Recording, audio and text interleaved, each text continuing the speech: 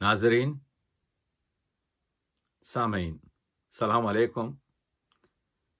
Taqi Abidi Toronto سے چھٹے lecture کے ساتھ حاضر ہے۔ ہم اسی مضمون اور موضوع پر کہ دور حاضر میں مرثیے کی معنویت، اہمیت اور افادیت پر گفتگو کر رہے ہیں، اور میں نے یہ بھی بتا دیا تھا کہ چھوٹے چھوٹے لیکچرز ہم آئندہ انگریزی میں اس موضوع پر the visionary significance and benefits of the مرثیہ ان ماڈرن ایرا، نسل جوان اور ان لوگوں کے لیے پیش کریں گے۔ At this moment it seems to be a bit odd and difficult to narrate in detail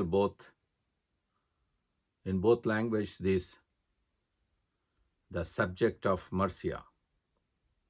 تو میں نے عرض کیا کہ انشاءاللہ بہت جلد مختصر اور چھوٹے چھوٹے انگریزی میں اس اہم گفتگو پر ہم نکات پیش کریں گے۔ تو اب تک ہم یہ ذکر کر رہے تھے کہ یہ جو مرثیے کا دکنی دور، ابتدائی دور، اور پھر bronze period, silver period and golden period, تانبے کا دور، چاندی کا دور اور سنہرا دور، پھر جدید مرثیہ تحریک کے ترقی پسند تحریک کے ساتھ وابستگی، مابعد جدید مرثیہ اور معاصر مرثیہ۔ تو آپ دیکھ رہے ہیں کہ مرثیے کا سفر پوری طریقے سے اردو شاعری کے ساتھ چل رہا ہے، اور میں نے وہ اشعار بھی آپ کی خدمت میں پیش کیے تھے جو درگا خلی خان کے اشعار تھے، کہ جن کے 4 مصروں میں 6 یا 7 حسن تعلیل بیان کی گئی تھی۔ یہ اس چھٹے لیکچر میں ہم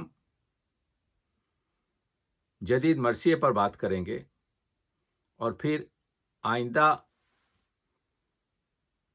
میر انیس، مرزا دبیر اور مختلف مرثیہ نگاروں کے اہم زاویوں پر روشنی ڈالیں گے۔ بہرحال اس مختصر سی چند گھنٹوں کی گفتگو میں تمام مطالب تو مرثیے کے بیان نہیں ہو سکتے، کیونکہ مرثیہ 500 سال کی تاریخ رکھتا ہے، مگر اس دریا کے شیرین پانی کو اگر پورا سینچا نہ بھی جا سکے تو اتنا تو اپنے ساغر میں کھینچا جائے کہ کچھ پیاس بجھ سکے۔ عرض کر رہا تھا کہ سب سے بڑی چیز جو مرثیے کے ارتقاء اور ترقی میں ہوئی، وہ خود مرثیہ نگاروں نے مرثیے پر تنقیدی رجحان کے ساتھ کام کیا۔ سید عبدالعلی عزلت تقریباً 325 سال پہلے گجراتی تھے، لیکن حیدرآباد آ گئے اور حیدرآباد دکن میں دفن ہیں۔ انہوں نے کہا تھا کہ خام مضمون مرثیہ کہنے سے چپ رہنا بھلا، پختہ درد آمیز عزلت نہ تو احوالت بول، یعنی تمام موضوع کو، اور جو واقع نگاری ہے، جو جذبات نگاری ہے، جو منظر نگاری ہے، اس کو تو پوری طریقے سے صادقانہ طور پر اور فن کی تمام ضروریات کو در نظر رکھتے ہوئے شعر کہے۔ خام مضموں مرثیہ کہنے سے چپ رہنا بھلا، تو یہ تنقیدی جو رجحان تھا خود شاعروں کی جانب سے، وگرنہ ایک دوسرا خیال بھی شاعروں کے ذہن میں تھا کہ بھئی مذہبی شاعری کر رہے ہیں ثواب کے لیے، اب اس میں آپ فن کی کیا باریکیاں دیکھ رہے ہیں۔ اسی زمانے کے ایک شاعر رضا گجراتی نے کہا تھا اسی ضمن میں کہ لیکن اس مظلوم بے سر کا بیاں کرنا بجا، تاکہ سن کر یوں بیاں ہوویں محباں اشکبار، تاکہ محبوں کی آنکھوں سے کچھ آنسو نکل سکے۔ لیکن اردو ادب کی تاریخ میں یہ ایسا واقعہ پیش نہیں آیا کہ میر محمد تقی گھانسی کے 61 بند کے مرثیے پر اس زمانے کا عظیم شاعر رفیع الدین سودا نے پورے 61 بندوں کے ہر بند پر تنقیدی لحاظ سے گفتگو کی کہ اس میں کیا ہونا چاہیے اور اس میں کیا کمی ہے اور کس سے اس کا مضمون آپ کے بڑھ سکتا ہے اور موضوعات کو کس طریقے سے گفتگو کی جائے۔ اردو ادب میں ایسی نظم نہیں۔ اور آپ آگے چلیے تو آپ کو معلوم ہوگا کہ خدائے سخن میر انیس نے بھی کس طریقے سے آپ کے جو ہے مرثیے کی تمام گفتگو کے بارے میں گفتگو کی ہے کہ کیا ہونا چاہیے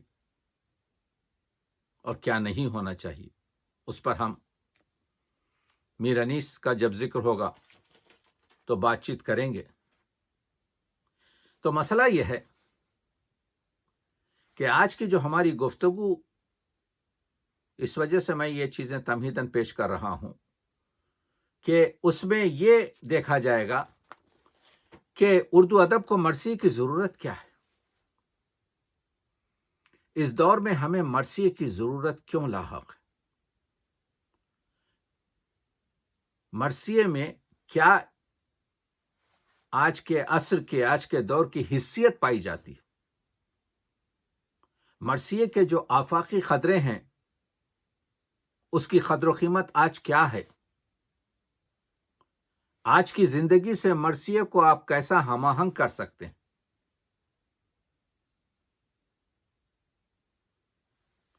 کیا مرثیہ آج کی ضرورات کو پورا کر سکتا ہے؟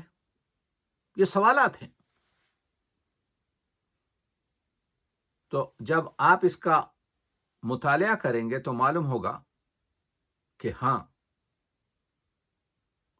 کتاب اخلاق کا شاید کوئی ایسا درس نہ ہو جو مرثیے میں نہیں ہے۔ سچ ہے مرثیہ درد کی باتوں سے نہ خالی ہوئے، کیونکہ رسا سے ہے، رسا کے معنی خود ہیں کہ مرنے والے کے اوصاف حمیدہ اور اس کے سوگ اور غم میں شعر کہنا، جذبہ غم کا ڈھنگ مرثیہ۔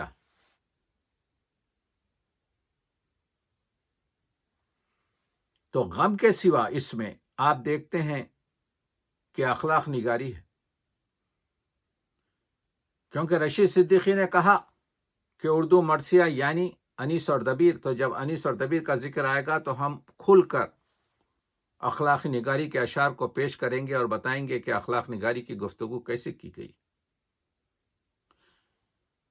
مگر یہ دیکھیے کہ مرثیے میں اگر اردو میں مرثیہ نہ ہوتا تو اردو میں رزم نگاری کہاں ہوتی، یہ تلوار اور گھوڑے کی باتیں کہاں ہوتی، یہ میمنہ و میسرہ، یہ لشکروں کی لڑائی،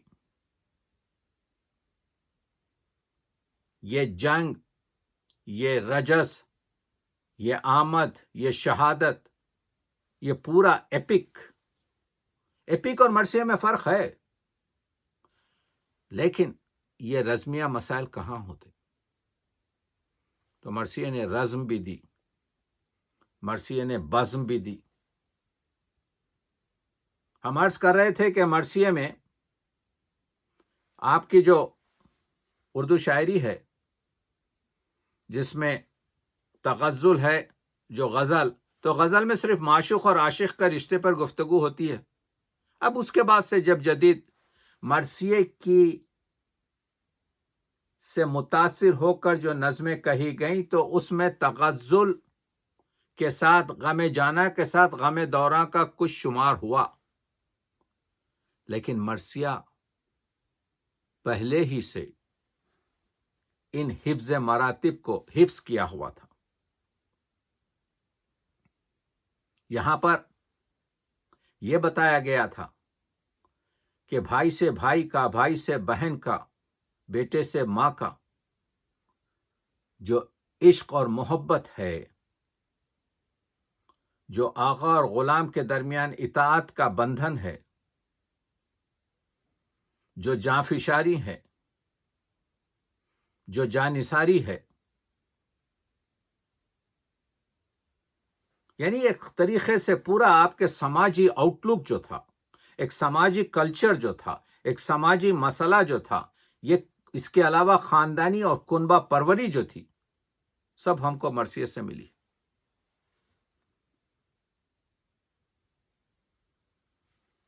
ہم نے عرض کیا کہ مسدس بھی مرثیے کو دیا گیا. مرثیے ہی نے اردو ادب کو دیا مسدس، جس کی وجہ سے یہ حالی کی نظم مسدس حالی مد جزر اسلام اٹھا کر دیکھ لیجئے. بخدا فارس میدان تحور تھا حور، یا نمک خانے تکلم ہے فصاحت میری. ان دونوں مرثیوں کی جو بہریں ہیں، بلکہ اس میں جو لہجہ ہے، بلکہ اس میں جو خوافی اور بین المصرے جو جذبات نگاری اور منظر نگاری ہے، جو لہجہ ہے، جو رجحان ہے، وہ آپ کو علامہ اقبال کی دو نظموں میں ملے گا. حالی کے مد جزر اسلام میں تو آپ کو جگہ جگہ انیس کے اثرات ملیں گے، لیکن یہ شکوہ کہ خوگر ہم سے تھوڑا سا گلا بھی سن لے، یا جواب شکوہ میں کہ محمد سے وفا تو نے تو ہم تیرے ہیں، یہ جہاں چیز ہے کیا لوح و قلم تیرے ہیں، ان سب کی بہر بخدا فارس میدان تحور تھا حور اور نمک خانے تکلم ہے فصاحت میری سے ایک ہے. وقار عظیم اور سلیم احمد کے مضامین دیکھنے کے قابل ہے.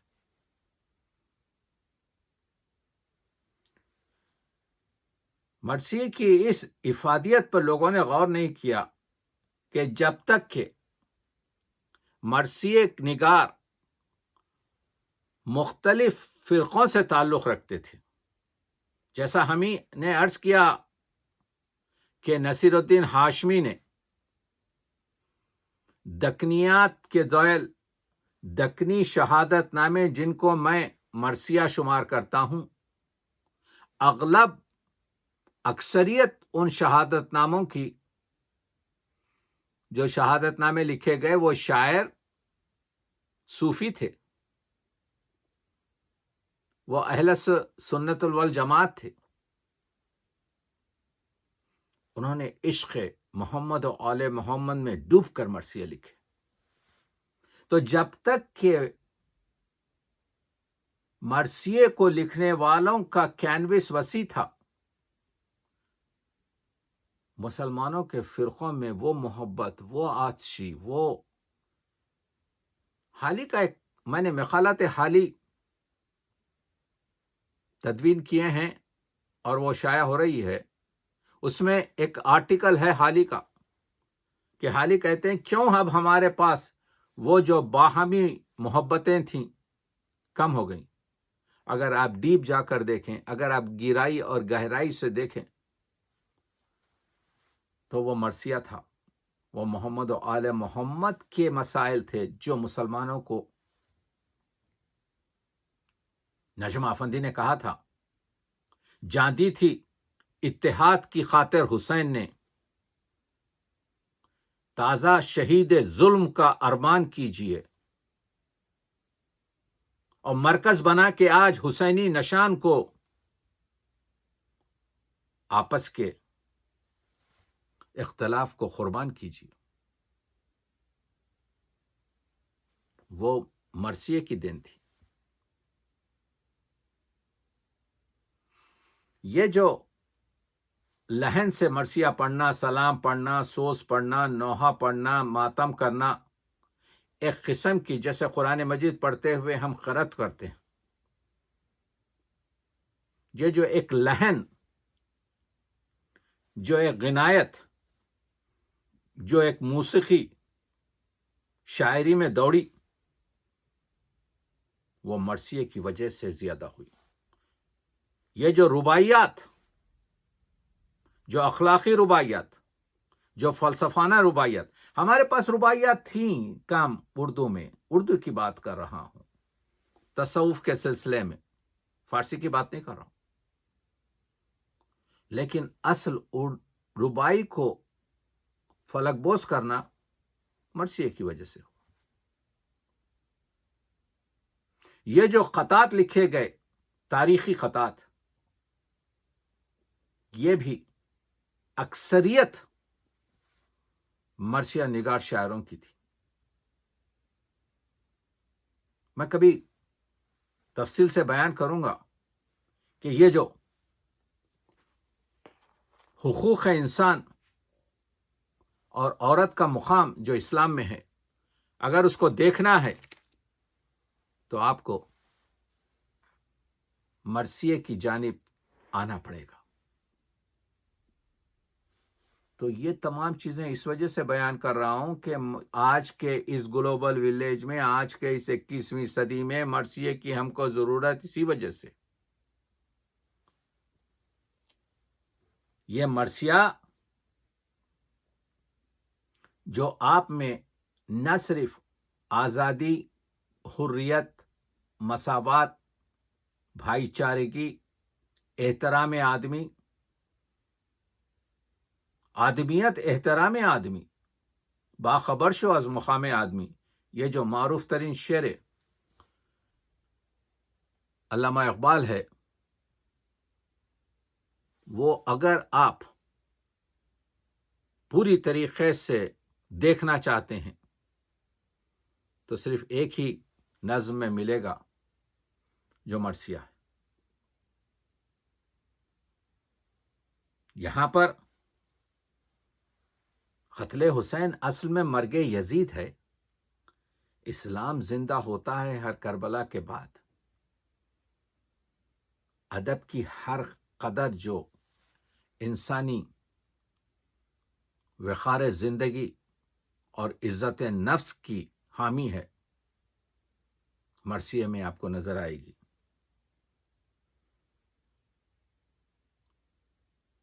جوش نے سچ کہا تھا کہ انسان کو بیدار تو ہو لینے دو، ہر قوم پکارے گی ہمارے ہیں حسین، بیداری شرط ہے۔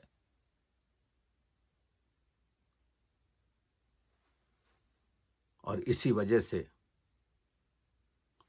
لیکن زمانے کے ساتھ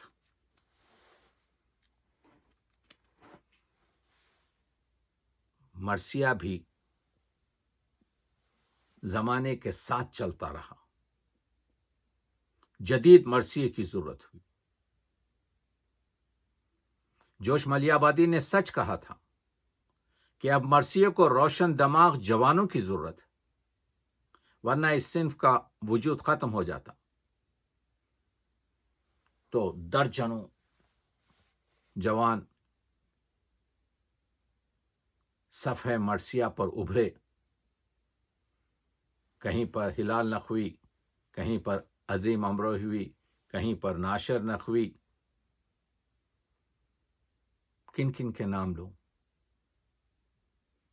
نجم آفندی نے کہا تھا کہ بھائی مرثیہ مجھے محدود اور ختم ہوتا نظر آ رہا ہے.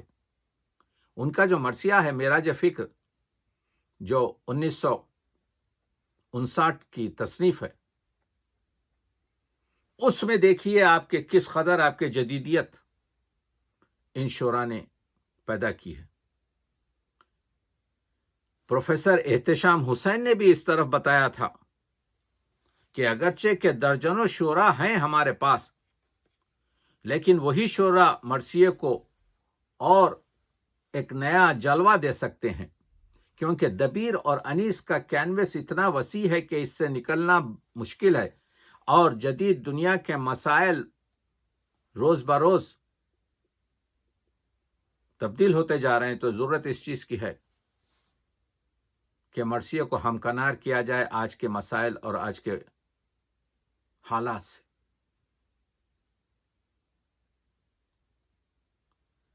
تو مشکل تھا، لیکن آپ نے دیکھا کہ جوش نے، نجم آفندی نے، نسیم امروہوی نے، جمیل مظہری نے، آل رضا نے اور درجنوں شعراء جن کے نام، مگر یہ 5 اربائے جدید مرثیہ جو 20ویں صدی میں، ان سے پہلے اگر آپ جاننا چاہتے ہیں تو آپ جانتے ہیں کہ مرزا دبیر کے بیٹے میر جعفر اوج، وہ بھی ترقی پسند اور جدید مرثیے کے شاعر ہیں. انہوں نے، علامہ اقبال کے پاس ایک پورا چیپٹر ہے، اگر آپ پڑھیں ان کے اردو کلام میں، تعلیم اور تربیت کے بارے میں. مگر اس سے 40 سال پہلے میر جعفر جو یہ کہتے تھے کہ کیوں کر نہ ہو دبیر کا نام و نشاں ہے تو، اپنے تعارف میں میر جعفر نے کہا تھا کیوں کر نہ ہو دبیر کا نام و نشاں ہے تو، قائم مقام خسرو نظم و بیاں ہے تو. وہ بیٹا دبیر کا میر جعفر اوج کہتا ہے کسے غرض ہے پرانے خیال کون سنے، گلوں کی بلبلوں کی بول چال کون سنے. آپ دیکھ رہے ہیں وہ دبیر کا بیٹا، جب دبیر کا انتقال ہوا جس کی عمر 22 سال ہے، وہ مرثیے کو زندہ رکھنے کے لیے، مرثیے کو نیا موڑ دینے کے لیے، مرثیے کو آج کے دور سے منطبق کرنے کے لیے، مرثیے کو کی رگوں میں نیا خون دوڑانے کے لیے کہتا ہے کہ یہ جو علم و تربیت کا، یہ لارڈ میکیلے وغیرہ کا جو تعلیمی تربیت کا جو نظام ہے، جس میں یہ شاہین بچوں کو کبوتر بنا رہے ہیں، جو اقبال کہتے ہیں 40 سال کے بعد اس مرثیے کے، میں یہ بتانے کی کوشش کر رہا ہوں کہ اردو مرثیے میں ترقی پسند خیالات، جدید خیالات بہت پہلے سے موجود ہیں.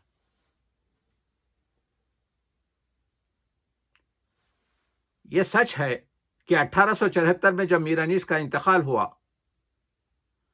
تو سر سید کی تحریک اور ہال رائٹ جو اس وقت لاہور میں تھے، محمد حسین آزاد اور الطاف حسین حالی نے مل کر جو وہ نظموں کا سسٹم جاری کیا، اس کی دین بھی مرثیہ ہے.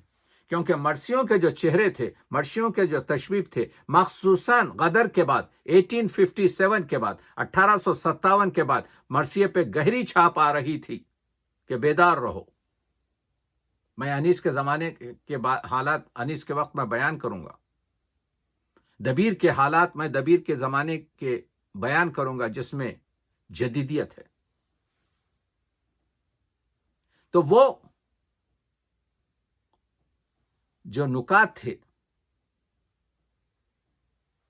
دیکھیے تعلیم کے بارے میں ہے جاہلوں کا تو کیا ذکر، اوچ کے شعر پڑھ رہا ہوں، مرزا دبیر کے فرزند کے شعر پڑھ رہا ہوں، جدیدیت کے بارے میں جو مرثیے کے اتھینٹک اور مستند شعر ہیں وہ پڑھ رہا ہوں۔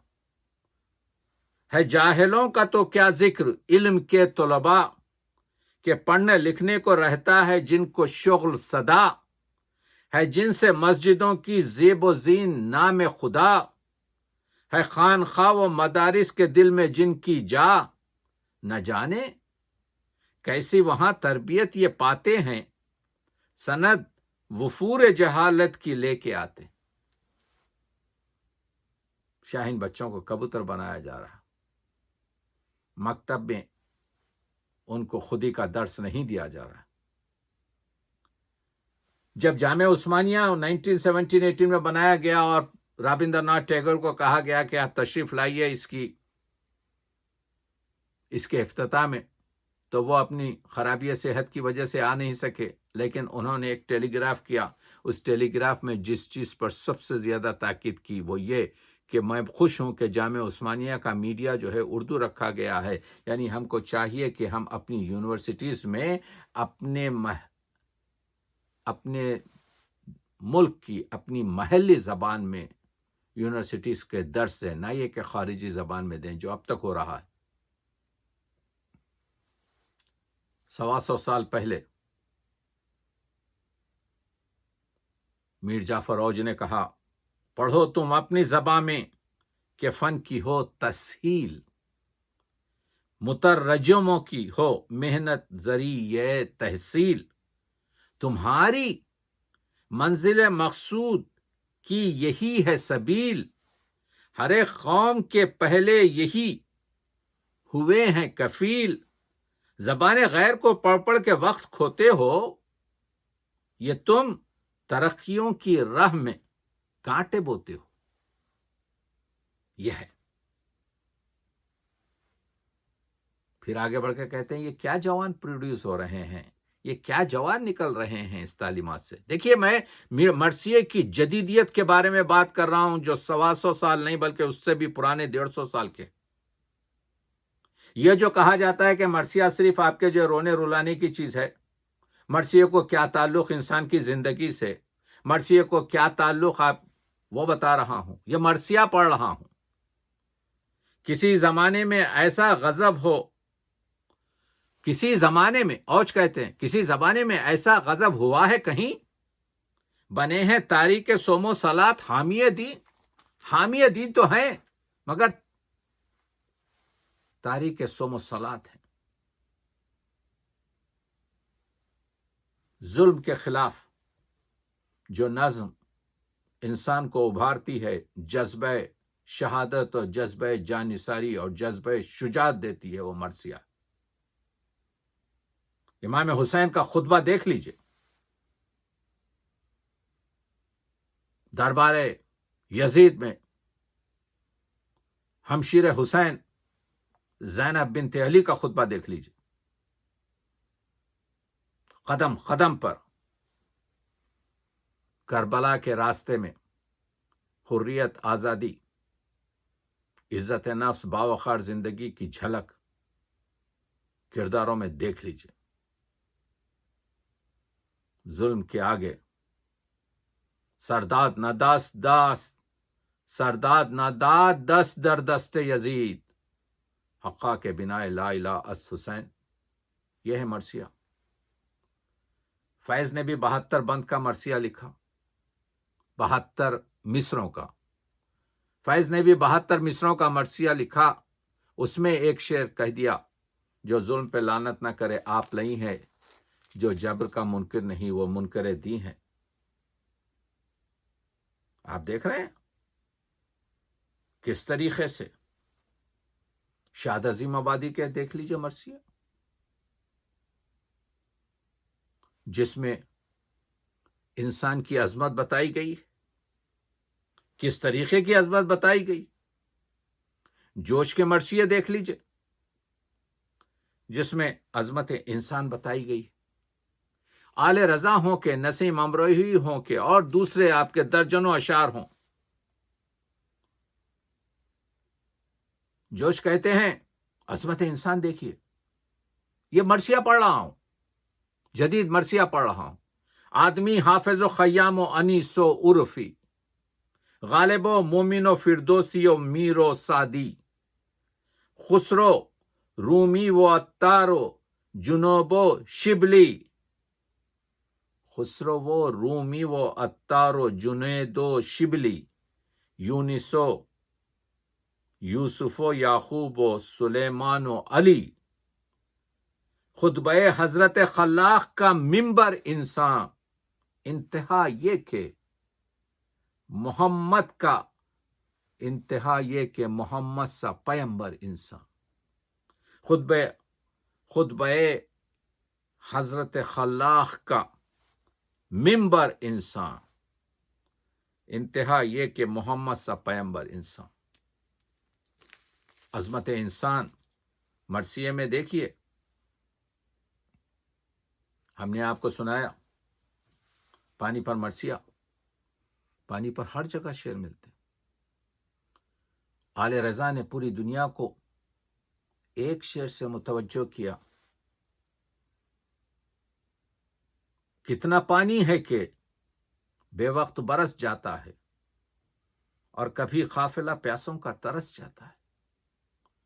نئے مطالب بیان کرنا، نئی گفتار کو اس میں رکھنا، وہ منظر کشی ہو، وہ جذبات نگاری ہو، وہ واقعات نگاری ہو، وہ جنگ کے مسائل ہوں، یہ تمام چیزیں آپ کو جو ملیں گی وہ مرثیے کے جو جدید مرثیہ ہے جس کی ہم گفتگو کر رہے ہیں آج، اس میں ملے گی۔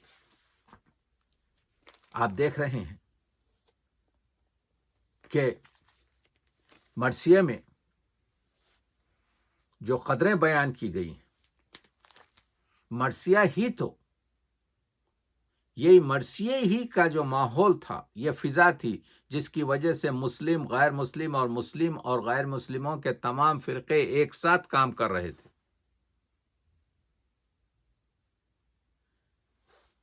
اسی وجہ سے وہ کچھ بھی ہو، غزل ہو، شاعری ہو، اس میں یہ افتخار عارف کا تو شعر بعد میں آیا ہے جو عمدہ ترین شعر ہے،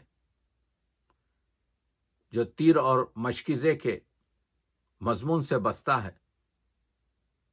لیکن صدیوں سے کربلا بحیثیت استعارہ جاری ہے۔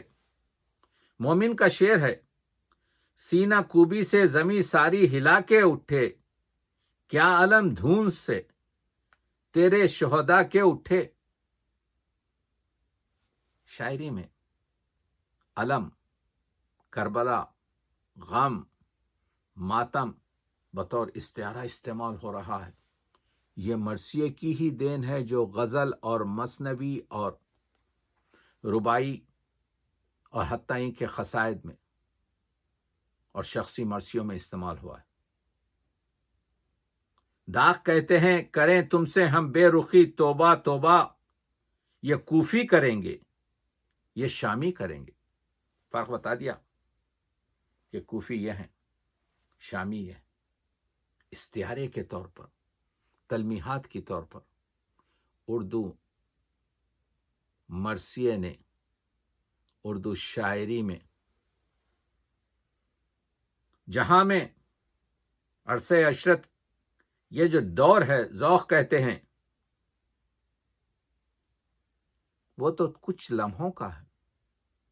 جہاں میں عرصہ عشرت کے سوا دہ چند ہے غم کا، غم کا جو حصہ ہے وہ 10 ٹائمز آپ کے عشرت عیش کے حصے سے بڑا ہوا ہے۔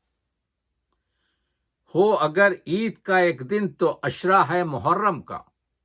دیکھیے غزل کی گفتگو کر رہا ہے ذوق کہ غم تو 10 برابر ہے، خوشی تو صرف ایک ہے، عید کا ایک دن ہے، محرم کے 10 دن ہیں. یہ بتانے کی کوشش کر رہا ہوں کہ یہ اردو مرثیہ اور اردو رسائی ادب کی دین تھی. بے جرم بے گناہ نہ عاشق کو قتل کر، کعبہ تیری گلی ہے کہیں کربلا نہ ہو. عاشق یہ کہہ رہا ہے کہ معشوق کی گلی کعبہ ہے، میں تیرے گلی کے طواف کے لیے آ رہا ہوں، تو مجھے قتل کر کے اس کو کربلا نہ بنا. یہ ہے مرثیے کی دین کہ اردو کو موضوعات دے رہا ہے. میں عرض کر چکا ہوں کہ مسدس دیا، اور مسدس میں آپ نے دیکھا کہ مد جزر اسلام حالی ہو، یا آپ کے کیا کہتے ہیں شکوہ جواب شکوہ اقبال ہو، یا بڑی کامیاب ترین نظمیں مختلف شعراء کی، وہ اکبر الہ آبادی سے لے کر سب، ہر ایک منہمک ہو جاتا ہے اس میں. تو یہ جو جدید مرثیہ ہے جس میں خاتون کا مقام، عورتوں کا مقام بتایا گیا ہے، جس میں یہ بتایا گیا ہے کہ کس طریقے سے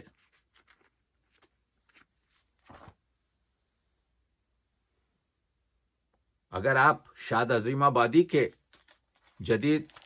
شاد عظیم آبادی، یہ جو جدید نظمیں ہمارے پاس ہیں، یہ جو جدیدیت کا مسئلہ ہے، یہ جو ہمارے پاس تحریک وغیرہ کے مسائل آئے ہیں، آپ دیکھیے 64,000 سے زیادہ شاد عظیم آبادی نے شعر لکھے، اور عظیم آبادی کی شاد عظیم آبادی کی شہرت غزل کے شاعر کی وجہ سے بہترین مرثیے کہے، ترقی پسند، جدیدیت سے لبریز.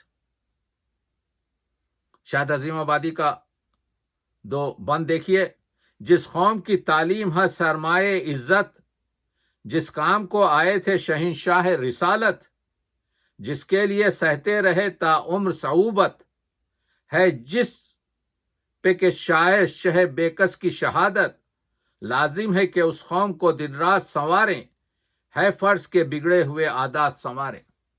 یہ مرثیہ ہے. انسان سازی ہو رہی ہے. مرثیہ انسان سازی کا شاہکار ہے. مذہب کا ہے مقصد فقط اخلاق کی تلقین. انکا خلق عظیم، قرآن نے گواہی دی پیغمبر اکرم کے بارے میں کہ تیرا خلق، تیرے اخلاق عظیم ہیں. دیکھیے،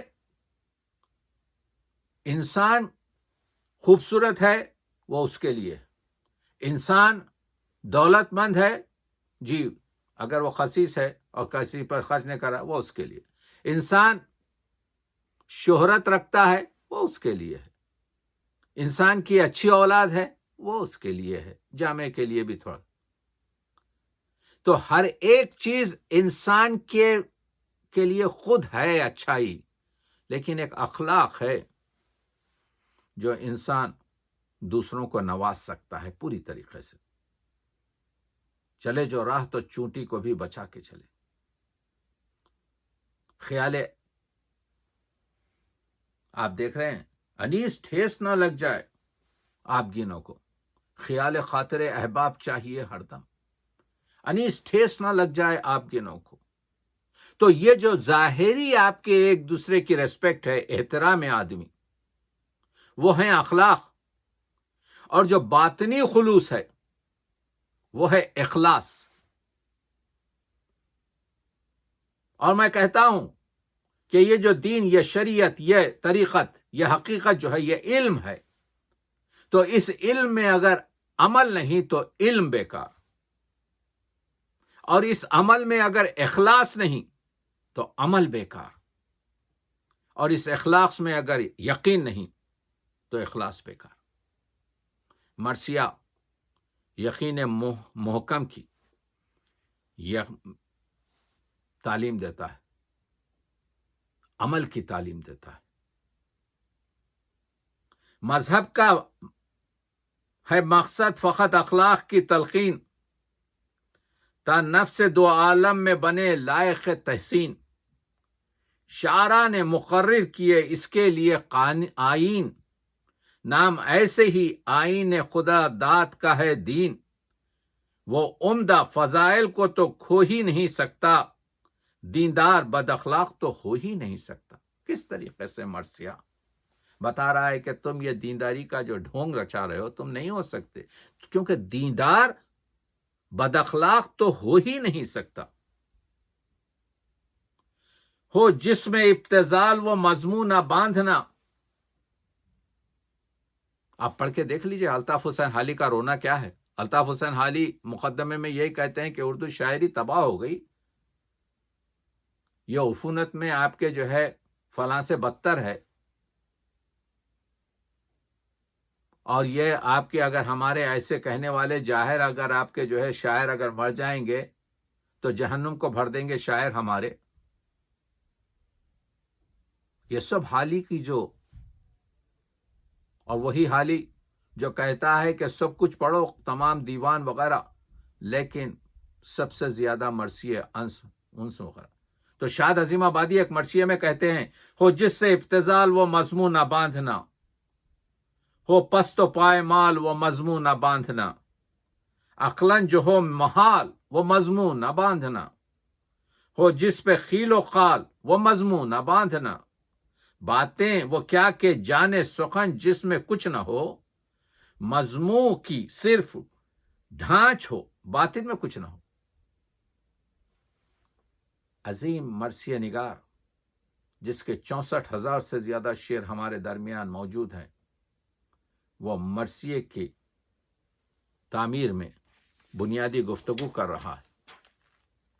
آپ دیکھ رہے ہیں یہی چیز تھی کہ مرثیہ ادب عالیہ میں بیٹھا ہوا ہے۔ آپ نے دیکھا کہ کس طریقے سے، تو یہ جو طریقہ کار ہے جس میں نسیم امروہوی بھی آگے آتے ہیں، آپ ان کے مرثیے کا لہجہ تو دیکھیے، آپ ان کی گفتگو تو دیکھیے۔ نہ داد دیجیے چاہے کلام، نہ داد دیجیے چاہے کلام کی سنیے۔ یعنی مرثیہ نگار شاعر کہتا ہے کتنی فداکاری کر رہا ہے، شاعر تو شعر ہی کہتا ہے کہ اس کو سن کر داد دی جائے، لیکن مرثیہ نگار شاعر کیونکہ انسان سنوار رہا ہے اس کو پرواہ نہیں ہے کہ آپ داد دیں یا نہ دیں۔ نہ داد دیجیے چاہے کلام کی، نہ داد دیجیے چاہے کلام کی سنیے، یہ شاعری نہیں باتیں ہیں کام کی سنیے۔ داد نہ دیں، فقط سنیے، عمل کیجیے۔ نماز و روزہ و حج و زکات و خمس و جہاد، تم ہی جو رہ گئے لے دے کے 6 فریضے یاد، تم ہی کو رہ گئے۔ نماز و روزہ و حج و زکات و خمس و جہاد، تم ہی جو رہ گئے لے دے کے 6 فریضے یاد، غضب کی جا ہے کہ بھولے نبی کا یہ ارشاد، کہ ہے عبادت حق بات پہلے حق عباد۔ بندوں کا حق سب سے پہلے ہے۔ اگر کوئی گفتگو کرتا ہے بندوں کے حق کی تو وہ مرثیہ ہے دوستو، وہ جدید مرثیہ ہے، وہ روایتی مرثیہ ہے، وہ مرثیے کی دین ہے، وہ مرثیے کی رگ رگ کا نکلتا ہوا آپ کے جو ہے پیغام ہے۔ ہر ایک اطاعت خالق کی ہے قضا ممکن، ہر ایک اطاعت، نماز نہ ہو گئی معافی مانگ لیا، استغفر اللہ، ہر ایک اطاعت خالق کی ہے قضا ممکن، یہ فرض ہو جو قضا پھر ادا ہے ناممکن۔ یتیم کا حق کھاتے ہو، ستم کشی کرتے ہو، غریبوں کا حق مارتے ہو، فساد زمین پر پھیلاتے ہو، معاف نہیں کیے جاؤ گے۔ یہ ہے جدید مرثیے کے مسئلے۔ مسئلہ یہ ہے کہ اسی طریقے کی باتیں کر دی جائیں۔ ایک مضمون 1961 میں نگار میں اردو مرثیے کا تہذیبی مطالعہ عتیق احمد صدیقی نے لکھا۔ ان گفتگوؤں کا مقصد یہ ہے کہ سچ باتیں، مستند حوالے آپ تک پیش کیے جائیں۔ تو وہ لکھتے ہیں، سنیے یہ، کہ یہ جو مرثیوں میں یہ جو روایتیں ہوتی ہیں کہ آپ کے یعنی نخلستان ہے اور یہ پرندے ہیں اور یہ آپ کے کیا کہتے ہیں ہندوستانی کیریکٹرز ہیں کہ علی اصغر آپ کے ماتھے پہ ہاتھ رکھ کر سلام کرتا ہے کہ بیوہ کی آپ کے چوڑیاں ٹھنڈی کی جاتی ہیں اور سندل جو ہے مانگ میں بھری جاتی ہے اور وہ بلائیں لی جاتی ہیں. یہ سب کام میر انیس اور مرثیہ نگاروں نے اس لیے کیا کہ مرثیہ نگار مورخ نہیں ہے، مرثیہ نگار پیشوائے مذہب نہیں ہے. مرثیہ جو ہے تفسیر، دیکھیے مرثیہ تشریح تو ہو سکتا ہے دین کے، لیکن تفسیر آئے اور ترجمہ نہیں ہے آیات اور احادیث کا. اس کا مجموعہ ہے، اس کا گلدستہ ہے. شاعر جیسا چاہے اپنے مطالب کو پیش کر سکتا ہے. آؤں گا اس مطلب پر، لیکن یہاں پر ایک نقطہ پیش کرنا چاہتا ہوں. میر انیس سے جب میں یہ بتانا چاہتا ہوں یہ کہاں پر ہے، اس کی صحت اس شخص نے جو لکھ رہا ہے، یہ جو میر انیس پر آپ کے الزام لگا رہا ہے، جو لوگوں کی آنکھوں میں دھول جھونک رہا ہے، یہ کہاں ہے اور کیوں 70 سال میں 80 سال میں اس کا جواب نہیں دیا گیا؟ سنیے کیا کہتے ہیں عتیق صاحب، کیا کہتے ہیں. میر انیس سے جب بعض علماء نے تاریخی حقائق سے روگردانی کا ذکر کیا تو انہوں نے جواب دیا کہ تاریخی واقعات کو تاریخی طور پر بیان کرنے میں بالکل رخصت نہ ہوگی. یعنی اصل مدعا تو رونا رلانا ہے، کسی عظیم واقعے کی یادگار منانا، اس سے سبق حاصل کرنا مقصود نہیں کہ اس کی حقیقت کو مد نظر رکھا جائے. جس طریقے سے رقت انگیزی میں اضافہ ہو سکتا ہے اسی کو اختیار کیا جائے. کہاں کہا انیس نے، کس مقام پر کہا؟ ہم میر انیس کے 213 مرثیوں کو آپ کے جو ہے لفظ بلفظ مصرع بمصرع آپ کے جو ہے وہ پیش کر رہے ہیں. کس کتاب میں یہ آپ کے ریفرنس ہے؟ کس عالم سے میر انیس نے کہا کہ میں روگردانی کر رہا ہوں واقعات کی؟ کس مرثیے میں کس واقعے سے روگردانی کی گئی ہے؟ یہ ہے غلط بیانی. مرثیہ تو سمجھ لیا گیا کہ بھائی اس کو کون آپ کے مدارس میں پڑھے گا، اس کو آپ کے کون کالجز میں پڑھے گا، اس کو کون تحت یعنی ریسرچ لائے گا، اس پر تحقیق اور تنقید کہاں ہوگی. یہ تو رونے رلانے کی چیز ہے جس کو امام باڑوں میں دفن کر دیا گیا ہے، یہ سوچ کر ہر ایک قسم کا الزام لگایا گیا. ہمارے محدود مطالعے میں کہیں یہ ذکر نہیں ملتا. ہاں یہ چیز ملتی ہے کہ جب ایک شخص نے سوال کیا کہ مرثیوں میں جو تشبیہ اور استعارے کے علاوہ جو صنائع استعمال ہوتے ہیں بعض مرثیہ نگار کے، اور آپ کے مرثیوں میں بھی میر صاحب کچھ جھلک، تو میر صاحب نے کہا تھا بھائی مرثیے میں ہم اس وجہ سے ان چیزوں کا استفادہ کرتے ہیں، ایک تو یہ کہ اس کی رونق آپ کے کلام کی بڑھ جائے، دوسرے یہ اپنے دوستوں سے کہا بھائی ہم لکھنؤ میں رہتے ہیں اور لکھنؤ کے ماحول کو اور ان کی عوام کو کہ دل کو خوش کرنا ہمارا فرض ہے.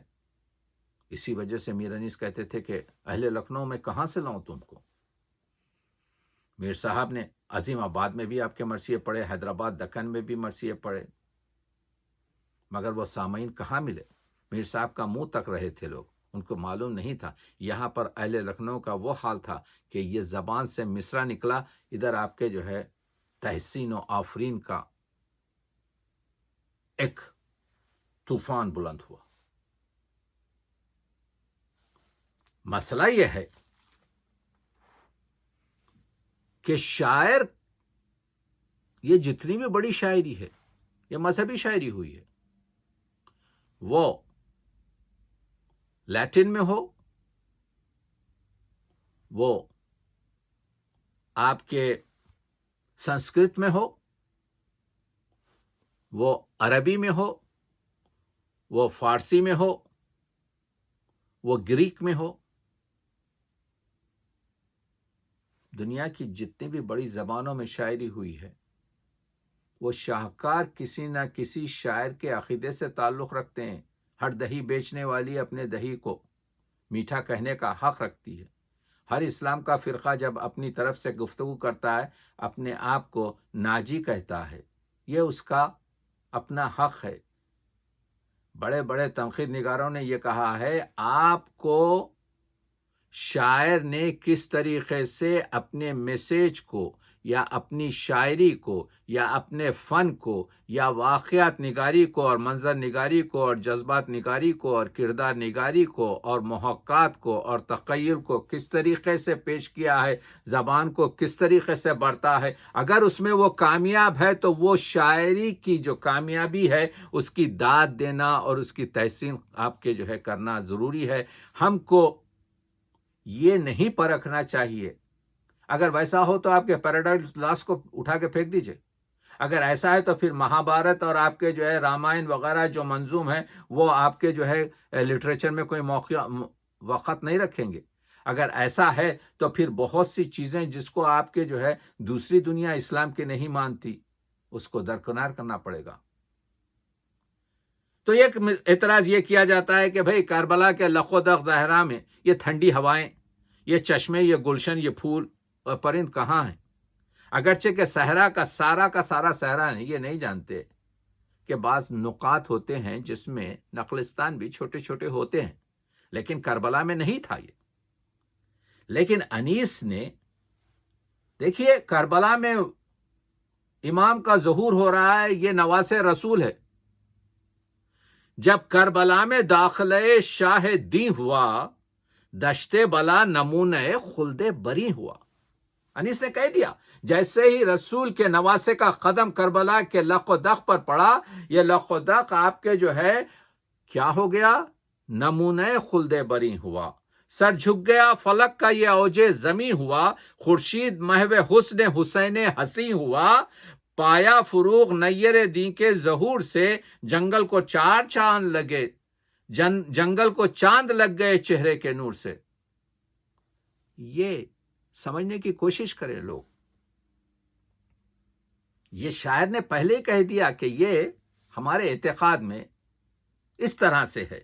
زہرا کے اختروں سے زمیں آسماں ہوئی، غازی جہاں چاہ چلے وہ زمیں کہکشاں ہوئی، سب عرض پاک غیرت باغ جنا ہوئی، ایسا مکی ملا کہ رفیع المکاں ہوئی، دامن جو پاک صاف تھا دشت مصاف کا، احرام باندھا کعبے نے اس کے طواف کا، احرام باندھا کعبے نے اس کے طواف کا۔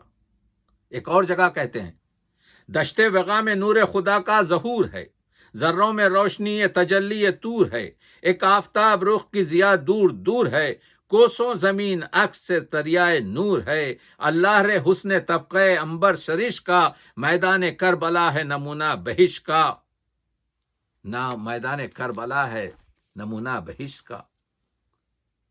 ایک اور مقام پہ کہتے ہیں صبح صادق کا ہوا چرخ پہ جب وقت ظہور، زمزمے کرنے لگے یاد الہی میں طیور، مثل خورشید برآمد ہوئے خیمے سے حضور، ایک بیک پھیل گیا چار طرف دشت میں نور، شش جہت میں رخ مولا سے ظہور شش جہت میں رخ مولا سے ظہور حق تھا، صبح کا ذکر ہے کیا چاند کا چہرہ فخ تھا، ٹھنڈی ٹھنڈی وہ ہوائیں، وہ بیابان، وہ سحر، دم بدم جھومتے تھے وسط کے عالم میں شجر، اوس نے فرش زمرد پہ بچھائے تھے گوہر،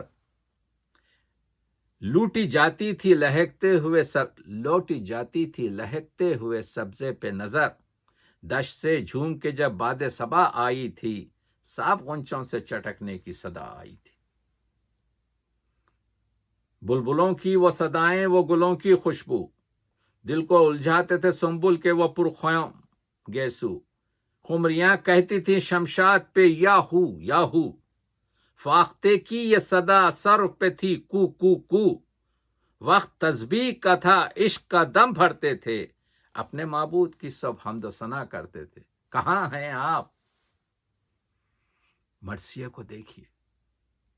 अजीम शायर को देखने के लिए खत को बुलंद करना पड़ता है, फिक्र को महमेज करना पड़ता है, उस रिश्ते से देखना पड़ता। तो वो जदीद शायरी में ये 5 शायर जो 20वीं सदी के हैं, यानी जोश, नसीम अमरोहवी, नजम आफंदी, जमील मजहरी और आले रजा, इसके अलावा तमाम शोरा भी, मैं जिनके नाम नहीं ले रहा हूं, लेकिन ये खमसाए मखसूस हैं। और उसके बाद आप देखते हैं, पेश करूंगा बाद में, जो माबाद जदीदियत, जो तरक्की पसंदी और जो मुआसर मर्सिया चल रहा, मर्सिया मुसलसिल आपके जो है नज्म के साथ चल रहा है। मर्सिया वो है, ये और चीज है कि उसको वो मुकाम और उसके साथ वो अदल नहीं किया जा रहा है। ये चीज तो मीर अनीस ने भी आपके उस जमाने में भी था और आज भी है।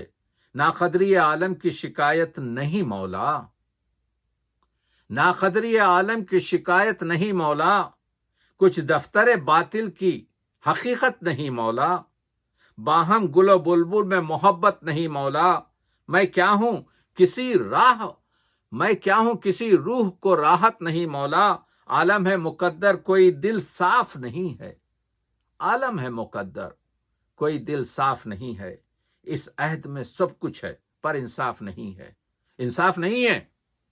हमारा मर्सिया निगार 60 बंद कहता है, 180 शेर, हर शेर कहते हुए आपके पल्लो खून खुश करता है, और उसको 2 मर्तबा पढ़ने का आपके जो है मौका नहीं मिलता। और दूसरा गजल का शायर 6 गजलें वही पुरानी 60 मुकामात पर 60,000 लोगों से आपके तहसीन और आफरीन हासिल करता है। करने दें, नाकदरी आलम की शिकायत नहीं मौला, कुछ दफ्तर बातिल की हकीकत नहीं मौला। जब तक यही शोरा थे जिन्होंने बिगड़े शायर को बढ़िया शायर बना दिया, यही शोरा थे जिन्होंने आपके जो है, आपने देखा वही जो गम शब्बीर को कि क्या कहते हैं, इकबाल कहते हैं, रोने वाला हूं शहीद करबला के गम में मैं, क्या दुरे मकसद न देंगे साखी कौसर मुझे। या कहते हैं, जिस तरह मुझको शहीद करबला से प्यार है, हक ताला को यतीमों की दुआ से प्यार है। और आप देखिए, हिंदू है डॉक्टर धर्मेंद्र नाथ कहते हैं, मैं हूं एक बंदा अहकर मगर ये नाज है मुझको, अकीदत है मोहम्मद से, अली से, आले हैदर से, मेरी फिक्रो नजर को मिल रही है रोशनी पैहम मदीने से, नजफ से, करबला की खाके अथर से। और वही धर्मेंद्र कहते हैं, गमे शब्बीर में एहसान इन आंखों का ना भूलूंगा, उन्हीं से लखते दिल लखते जिगर बाहर निकलते हैं, नजर आ जाती है बज़्मे अज़ा से राह जन्नत की, शहीद करबला के गम में जब रोकर निकलते हैं। ये तासीरात हैं एक हिंदू शायर के। और एक दूसरा शायर कहता है जो गैर मुस्लिम है, अहले दी के वास्ते नाजिल हुई, अहले दी के वास्ते नाजिल हुई किताब, हर लफ्ज जिसका मारिफत हक का एक बाप, आगाज जिसका बा से है अंजाम सीन है, बिस्मिल्लाह से शुरू होता है कुरान और वन्नास पे खत्म होता है। कुरान के बारे में कह रहा है, आगाज जिसका बा से है अंजाम सीन है, मतलब यह है कि बस यही अल्लाह का दीन है। इसीलिए तो नजम ने कहा था, فضل نقوی نے کہا تھا، اس کے شعر پر تمام کر رہا ہوں۔ کچھ دیر تو ضرور تھی خنجر کی کشمکش، کچھ دیر تو ضرور تھی خنجر کی کشمکش، اب دو جہاں پہ تیری حکومت ہے یا حسین، اب دو جہاں پہ تیری حکومت ہے حسین۔ حسن سماعت کا ممنون ہوں، شکریہ۔